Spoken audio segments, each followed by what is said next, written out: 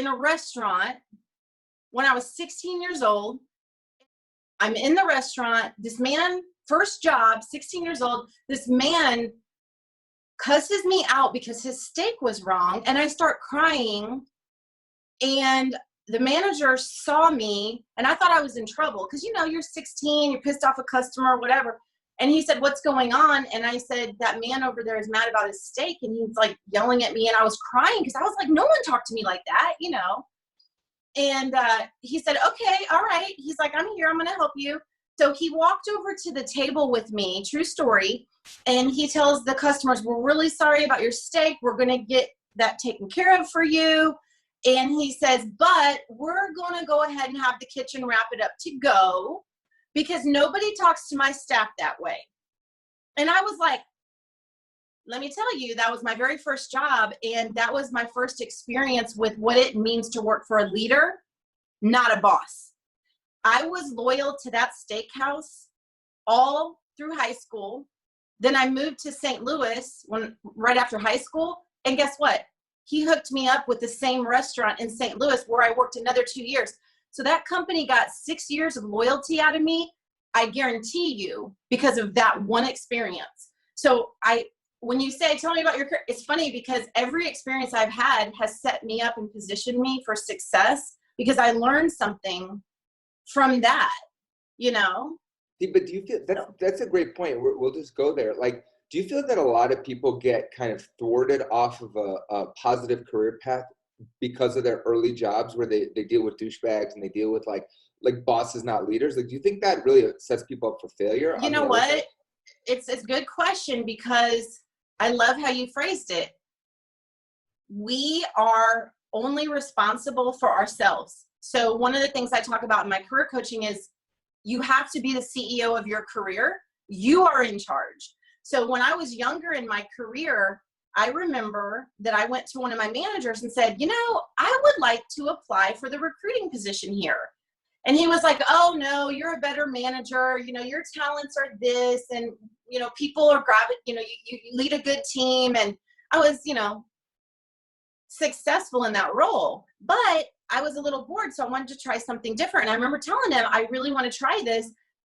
And I remember I let him tell me what I was good at and direct me, and I stayed. So I didn't even apply for the job. Years later, if you read my bio, I launched an IT recruiting company with a business partner, and we ran that company for 12 years. So the passion was in me. The universe was telling me, this is something you're going to be good at, but I let someone else direct my next step. And had I, you know, maybe got into it a couple years earlier, who knows what would have happened. But so I tell people, if you feel a calling or a passion, you feel like the universe poking at you, explore that, because you never know what you're, you know, potentially being led to. To Kari, this is like, in case you're probably wondering, you're like, I wonder why Rhonda Joseph loves me so much, you know? And so I'm going to tell you one of the 5 reasons. Is like, because you do such a good job of articulating like things like, you know, leader versus boss, career versus job, like all these things. And so I'm not accustomed right now a lot to the world that you have access to, the corporate world. I mean, you did, and we swear on the show, so feel free to swear on the show. Fantastic. I have a t-shirt that says, "I'm not a rapper, but I cuss a lot." And my kids are like, "Mom, please don't wear that." And I'm like, what? That's funny, but you are a rapper in my heart. But you did like last year, was it? You did the Turner Broadcasting like big summit for them. So yeah, Warner Media. Yep, in New York City. Mm-hmm. Right. You've been around, like, you know, the corporate world, and you do networking coaching for people in that world, which blows my mind. Because like literally, this is how simple I am. I come from entrepreneur, solopreneur, small business world where it's like, yeah, you have to network. Like otherwise you don't eat, you know? Yeah. When I first saw you speak at a Sherman event, I was like, I was like, she's funny as hell. B, I was like, oh my God, that makes so much sense. Like for people that have jobs or careers within larger organizations, they're employees, they're passionate, they're skilled. I didn't like, this is how ignorant I was. I didn't assume that they would network. I was like, well, they already have the job. They just move up probably laterally or no, right? Yep. Nope. So what's cool is like, you do such a good job of articulating how a person can tap into that drive and be in charge while being employed by other people, right? Yeah. So what do you see as like the biggest challenges that you found for people to do that, to like be in charge of their careers within a larger system? Because this is news to me. Like, this is all new. Yeah. And first I want to go back to your point about, well, first I want to go back to your point of when we met. Do you remember when we met and what I was wearing? I know that sounds weird, but do you remember this? Princess Leia. You were wearing a Princess Leia Yes. costume. Hell yeah. It was May the 5th. I mean, the 4th. Yes, it was May the 4th be with you. And I actually showed up on stage with my Princess Leia wig because I love Princess Leia. And so I was laughing because I remember you were talking to me afterwards, and I was like, you're not even going to know what I look like normal, because I was like, you know, like, because I had this wig on. It's funny. Anyway, yes. So networking is a tool, and it's a gift for everybody, no matter how, you know, I always say my youngest client is 18 and my most seasoned client is 72, and they both could use networking to help them get from point A to point B. What I find is too many people give the power to the companies that they work for. Well, you're in charge of my development. You're in charge of my promotion. And to some extent, sure, you know, the hiring managers or the leaders, they make the decisions about the promotions and things like that. But you can influence that by positioning yourself to network within the company, create value within the company. A lot of my clients will create new positions because they see an opportunity. One of the things I always say with employment is, and it sounds harsh, but there's only 2 reasons why a company will hire you, in my opinion. The first one is because you're going to make them money. The second is because you're going to save them money. And it's very simple. So what I find, you know, because I have a background in recruiting, so I've looked at like over 200,000 resumes, and I mean, I've worked from New York to California for like huge companies and small companies, government, every industry. It's all the same. People come in for interviews. Well, what are your goals? Well, I want to lose 20 pounds. I like this because it's close to my home. I like the products you sell. I mean, all that's fine. But the truth is, if you go in with a different approach, which is, I know that I'm here to help this company, you know, profit, to be a contribution, to help develop other people, to whatever it is, the products or services that we're selling. I mean, businesses are in business to be profitable. So when people go in and they have that approach, I have seen amazing things happen where people get promoted, they create their own position, they move within the organization. So a lot of times people will come to me in my career coaching and say, I'm not happy, I want to quit. Because people don't quit companies, they quit managers. So I would say I'm probably shooting myself in the foot here for getting more career coaching clients, but probably half my clients that I get, by the time we go through the coaching and the analysis and the evaluation of taking the power back, and you're in control, you're powerless over what they do, but you can have power over decisions you make and how you position yourself. Half of my clients end up staying because they realize that they're not handling conflict in a way that's, you know, conducive to growth. And I think the universe puts us in positions where we're being tested, we're being challenged. And if we pass the test, we go to the next level, so to speak. So when conflict comes, I encourage my clients to embrace that and don't quit because you're pissed or you don't like this person or you don't like that. Go through the experience, and then after you've faced it with grace, professionalism, and you've done everything you can, okay, now let's move companies. Because if you leave one company because you have a conflict with, let's say, a leader, a boss, right? You're going to have the same problem at the next place you go if you don't handle your business. It manifests. So I guess to answer that first part of your question, you have to maintain the control of your own career. If you want something, you have to know what it is. So we talked a little bit about my TED Talk in career dating your career. So I'm going back to the first data point, which is you don't have to know what you want. You don't have to know the title or what company, or you just have to know something that you want and then go from there. So once you have that, I want to be a leader, I want to do, you know, technology, I want to work with people and develop, you know, whatever it is that inspires you, that's where we start.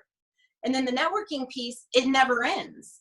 So even if you love your career, I mean, gosh, I love what I do every single day. I'm passionate about networking, and even I'm networking every single day, because you never know, you never know. So you never want to stop. It's okay to slow down a little, but you never want to stop. So I'm sorry I kind of went on a tangent there, but no, this is, that's you that actually control. you hit up a lot of great stuff here. Because like something for me that has always been challenging was, and I loved it, this is a perfect place like where you set it up.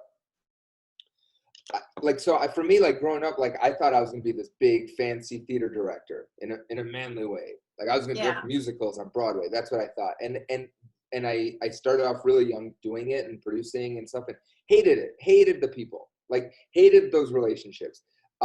Couldn't handle the stress. Didn't have the wherewithal to deal with stress or to even communicate effectively as a leader, as a director. And so I dabbled with other stuff, performing, other things. And I knew I wanted to do storytelling. I knew I wanted to coach. I knew I wanted to help people bring out their strong performances and stuff.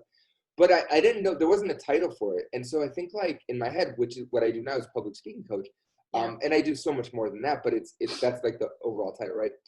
So it's like, I feel for people that get out of college and they don't even have that starting point. They just know they need a job. How do you help them like tap into that fire and that like you said, want, right? You don't need to know what you want. I think I started working on this with clients. Like knowing what you want is such a complicated, complex, psychological fucking cavernous thing that is totally dark and scary sometimes. Right. For other people, it's not, right? People tap into it early and then we look at them and feel bad. But how do you help people like just really hone in on what their moves should be, where they should position themselves? Like walk me through like the ingredients, like step by step. Yeah. And that's a good question. It's interesting because I'm more of like a boutique style career coach. So I don't do like the login and go download the resume template and watch this webinar. I don't do that. Every client I have is unique. Every client I work with is different and I meet them where they're at. So a lot of times what I tell people is I'm a strategist. I help people network to get from point A to point B faster, no matter what. So if they come to me and say, hey, I want to work for Disney, right? I'm like, okay, let's start. And I create the strategy.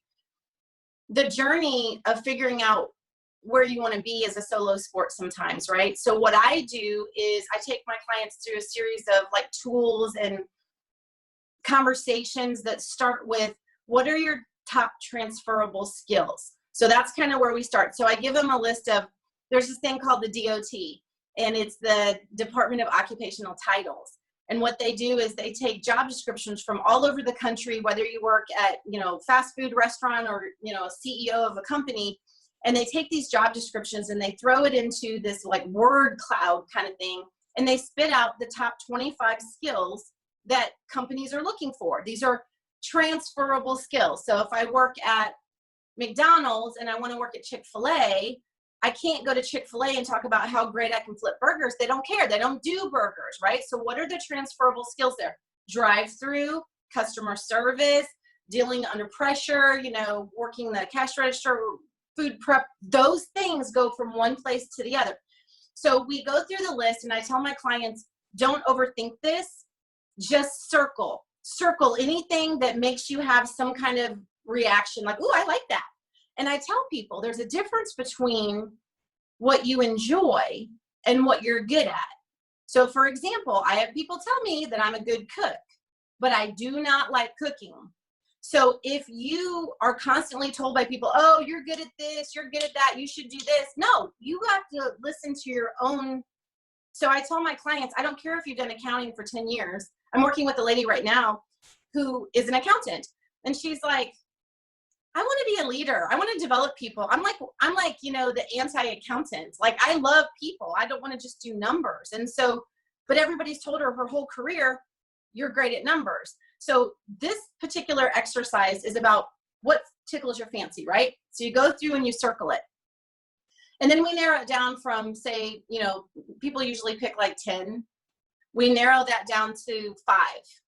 And then I have them prioritize those top 5 skills. Leadership, budgeting, whatever, right?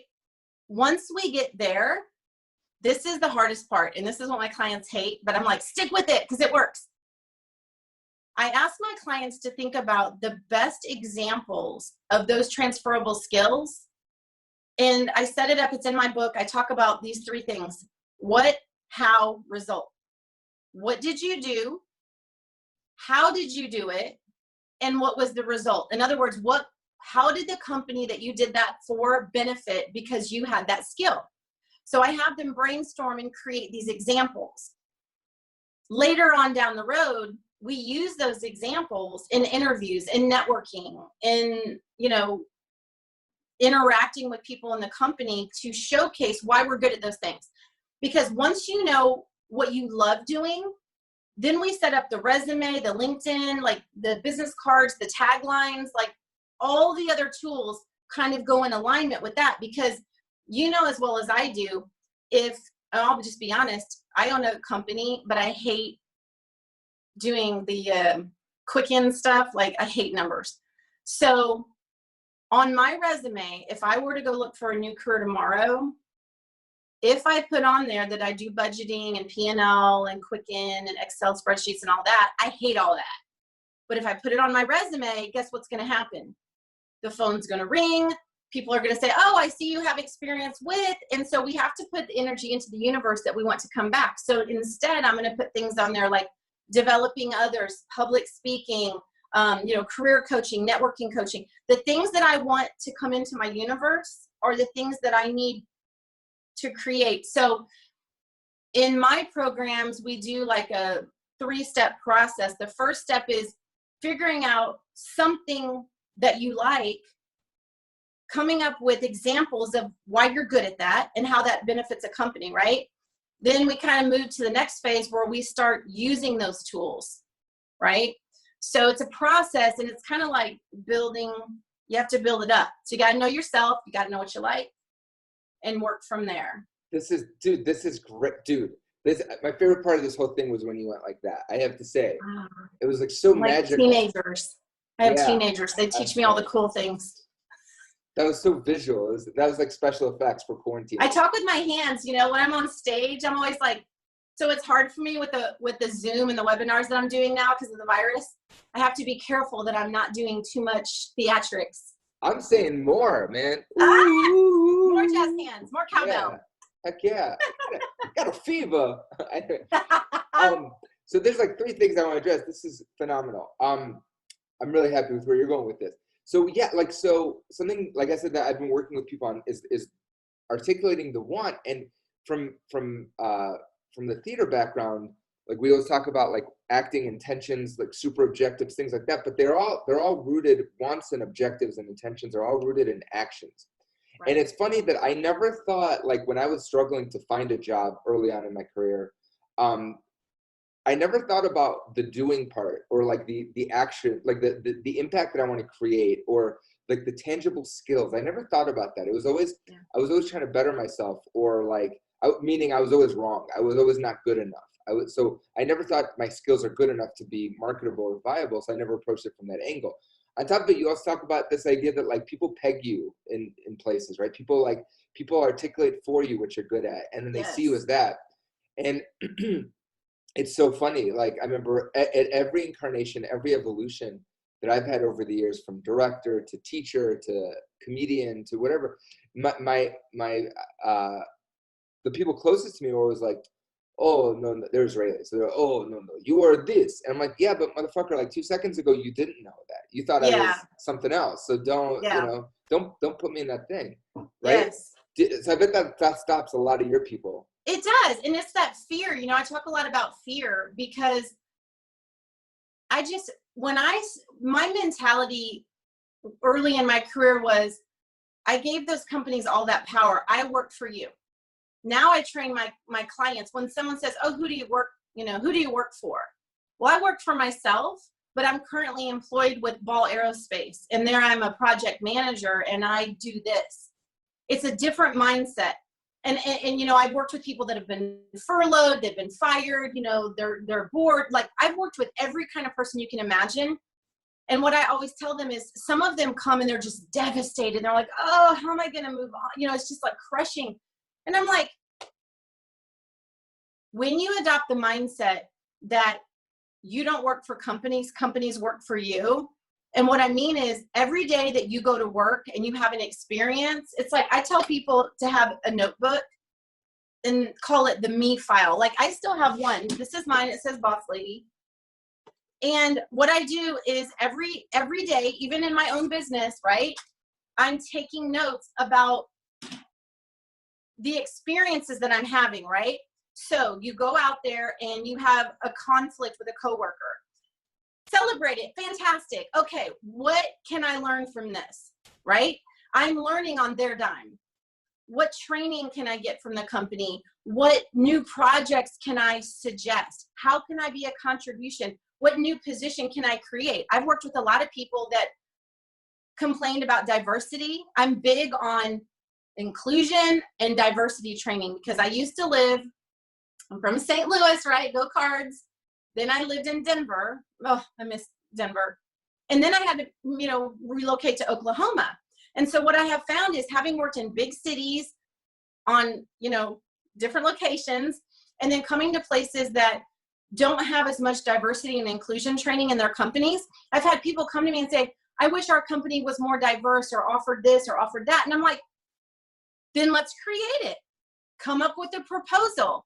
Go to the leaders at will, share your idea, let them understand, what you want to do, how you plan to do it, and what are the results? Like what benefits will they get by letting you create a diversity and inclusion lunch and learn that meets once a month and you invite speakers to come in? That's leadership opportunity. That's, organization. That's sales. You can get people to sponsor. That's teamwork building. I mean, think of all the skills that you could get practice on at a job like that where you create an opportunity. So it's like you've got to always be thinking in terms of, I hate to say this, but like what's in it for me by working here? What experiences am I going to get? I'm going to go for that promotion. Oh, I didn't get it. Oh, what can I learn? Okay, so next time I ask for a promotion. So if you go into a company and you're employed there and you're looking at it from this perspective, it's totally different than, time to make the donuts. Now I'm talking about how old I am. You remember that commercial Dunkin' Donuts, time to make the people do that. They go in, they clock in. It's like, it sucks your soul. Well, yeah. And I don't want to be insensitive to people. Like I have new clients now that same thing that actually do come from corporate sales, things like that. And we're furloughed we're trying to shift that mindset. So I don't mean to be insensitive to them, but it is. And I say this from my own experience. I was let go of my position last year as husband. Yes. And wife. I was let go of my position as wife too. I get it. Right. So it's for me, again, I'm not projecting this on anyone right now in this situation, but it was easy for me to fall into victim and go, I was let go. It wasn't my decision. I don't have power here. And then, and not look at the amazing gift. And it was, it was such a gift. And she is brilliant, super smart about it. It was a great decision. Yes. It was a gift. It was like new opportunity, like greener pasture for me. There was a more authentic, but I didn't look at it that way. It's like, it's so easy to fall, especially when you are under the mindset of there's this bigger entity, marriage, parenting, job, organization, company, that all my needs are ostensibly provided for. And then they make the decision to let go. It's hard to like wrap your mind around, okay, how do I make this new opportunity? Or in the case of even what you're saying now, if I'm understanding right, it's like, even I think when people get into that environment, when they do get a job, it's hard to think about like, where do I create my own opportunities? Because we're used to just receiving and because we don't teach kids that. I go to, I work with high school, I work with college, I travel to colleges and talk to, I love getting a hold of young people. I have 2 teenage boys. They're already on LinkedIn. Both of them have a couple hundred connections each. Start young, because one of the things I can't stand is I travel a lot. I'm in airports, so I kind of listen to conversations. And there was this man like chastising his daughter. You got to know what you want. You got to know what you want to be when you grow up. And she's like 17, 18. And so, I have a hard time keeping my mouth shut. So I was like, the question to ask is not, what do you want to be when you grow up? What do you want to do? It's, what kind of problems do you want to solve? What kind of things inspire you? Let's get curious. I talk about this in my keynote, Naked Networking. They did a survey across the country and they interviewed like 10,000 CEOs or something. And they said, what are the top transferable skills that you think tomorrow's leaders need? And the number one thing was curiosity. a spirit of curiosity. You're like, I don't want to raise my boys to be echo chambers. I want them to have a voice. I want them to see opportunities and speak on it, right? And if we start coaching people to think in those terms as, you know, like I was going to say a younger age, but I have clients that are in their 40s and 50s that I'm like, hey, let's look at this differently. You take back the ownership and it becomes an adventure and it's fun. You know, when people call me and go, I was laid off, I'm like, yay, let's celebrate this. It's a new opportunity. The universe did what you probably, or maybe in some cases, didn't have the courage to do yourself, right? Because we were codependent on that company. So I remember I was working for this one company in Denver, actually a technology company, and they had to let go of like 20 or 30 people. And I was a consultant there. And so I was in that group. And I remember everybody was moping around, oh, victim. And I was like, yay, what's next? And they're like, how can you be like that? And I'm like, I had a great run here. I met a lot of people. I learned this. I went from being a recruiter to like ghostwriting their blog and like leading up leadership teams. And like, I did all these amazing things. Now I can't wait to take these skills and go somewhere else. So it's funny, like with the virus stuff, you know, I do keynote speaking. I travel all over the country and I lost almost $30,000 within the first couple weeks of all this.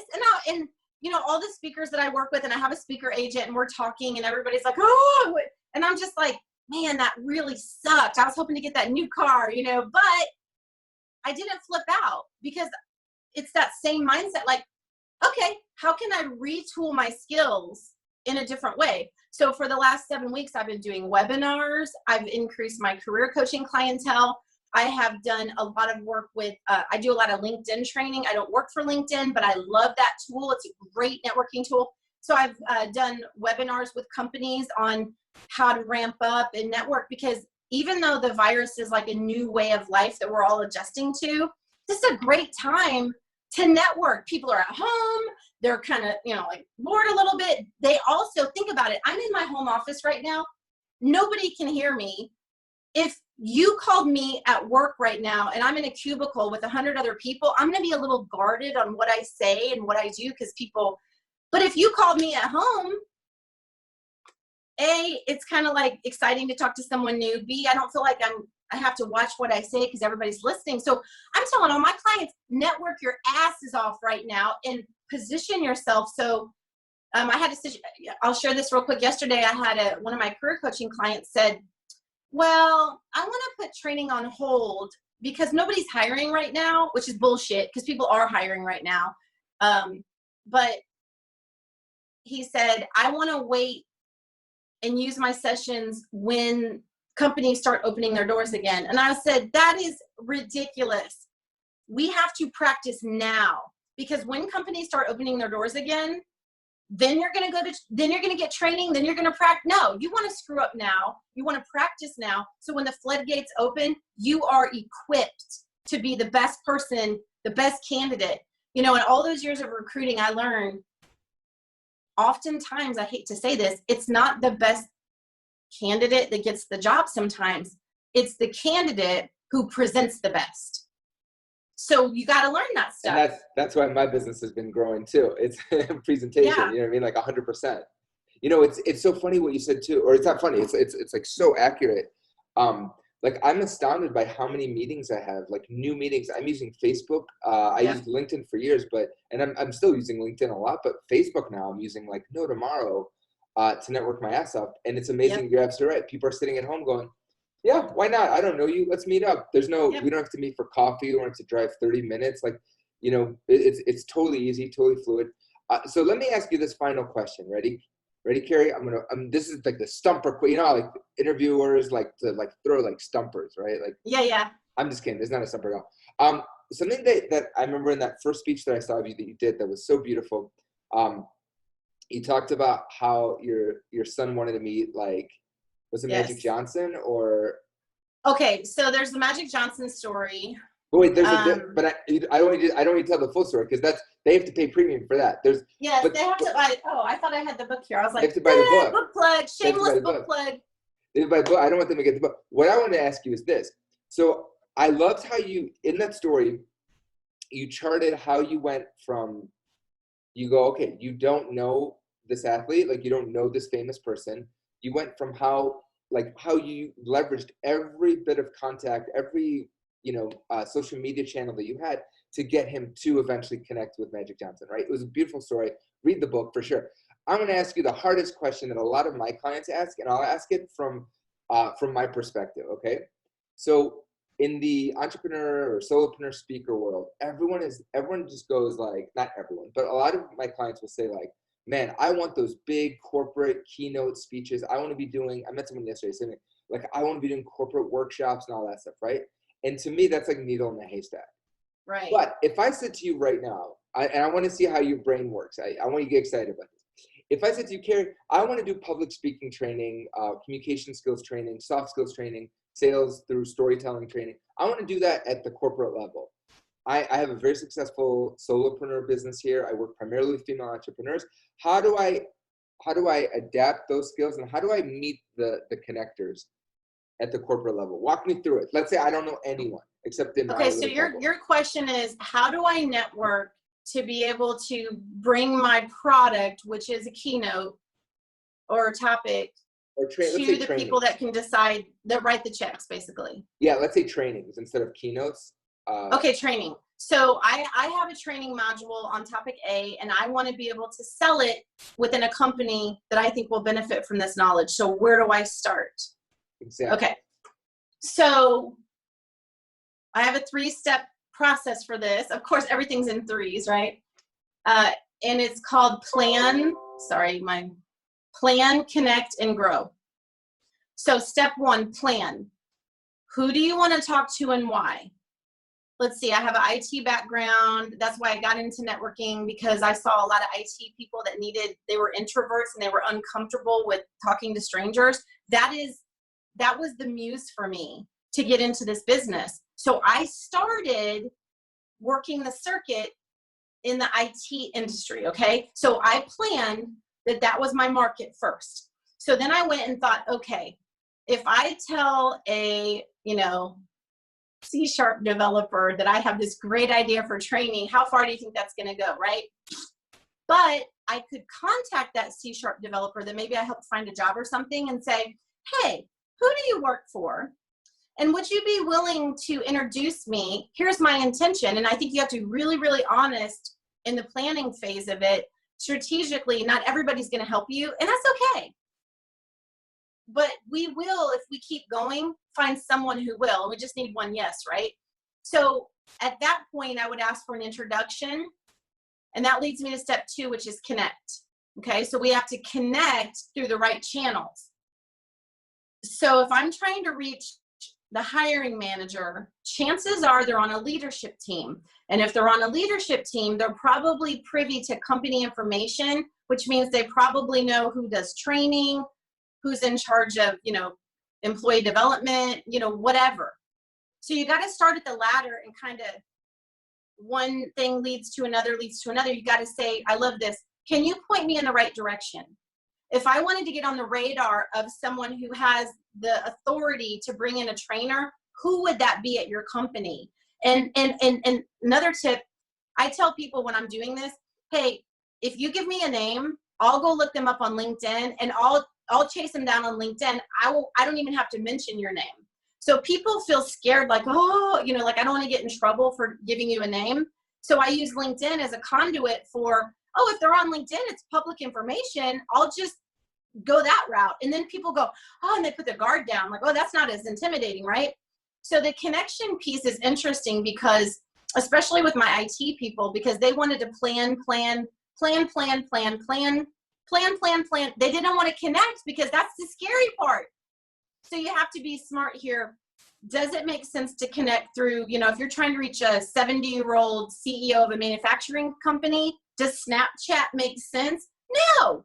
But you would be surprised how many people go to the wrong channel and they're knocking on the doors like, well, no one, I messaged this person 10 times on LinkedIn. They didn't get back to me. No shit. They're not on LinkedIn. They're not active.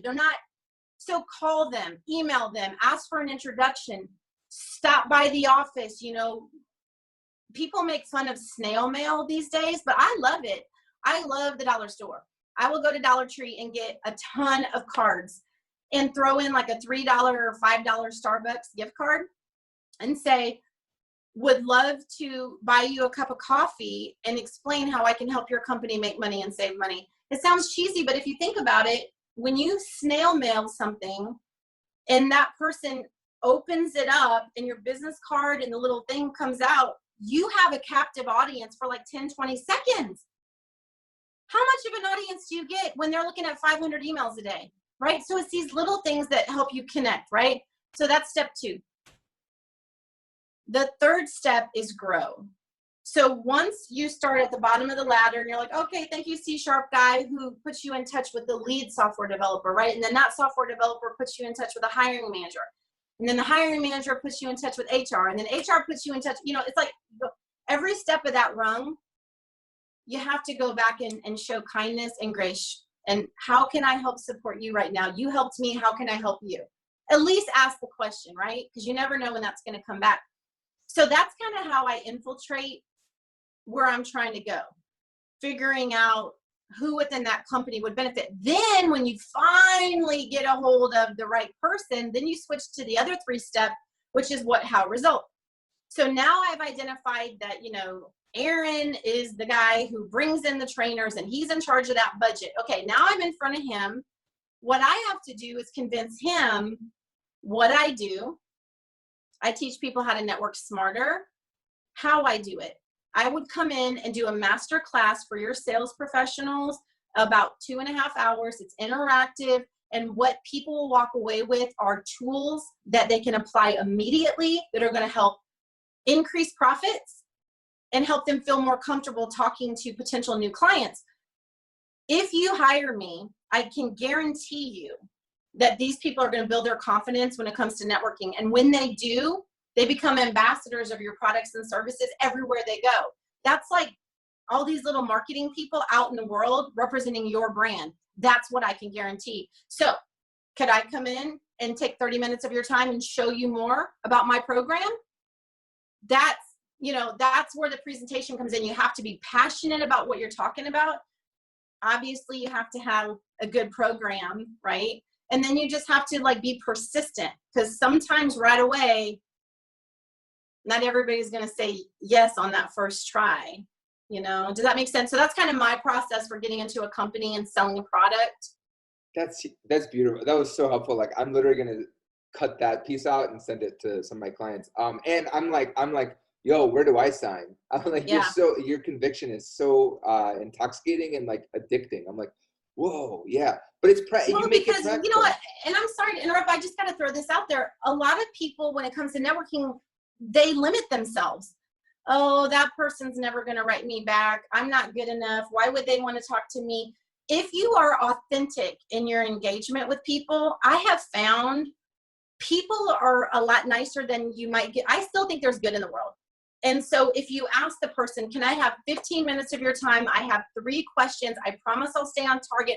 I'm not asking for a job, right? I'm shortlisting 3 companies that I'm interested in working for, but I want to learn from people on the inside. What's the leadership like? What's the culture like? You know, ask a few questions. I've had people say, oh, I really want to work for this company. And then when they start talking to people that work there, they're like, eh.